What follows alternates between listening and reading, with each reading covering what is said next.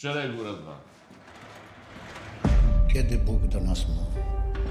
Czasami zdarza mi się popełnić jakiś grzech, jakieś zło. Czasami myślimy, że niemożliwe, żeby Bóg tak chciał. W imię Ojca i Syna i Ducha Świętego. Amen. O której masz się stawić w stolarni?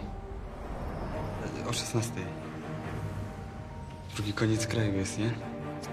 No co, pękasz? Dasz radę. A co, nie macie gdzie spać w tej stolarni? W jakiej stolarni? A skąd jesteś? Księdzem jestem. To ja przedstawię. Zaprowadzę do proboszcza, uciesz. Gołąb Wojciech. Ksiądz Tomasz. Myślę, kto mógłby mnie zastąpić. No ale co, msze i wszystko? I nie tylko.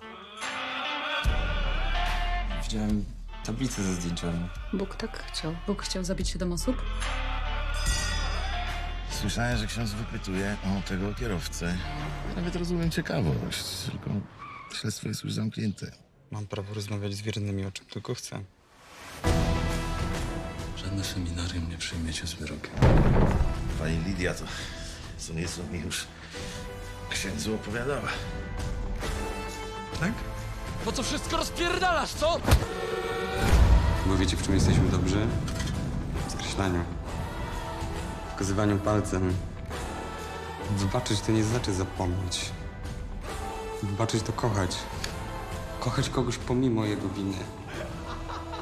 Jaka by nie była.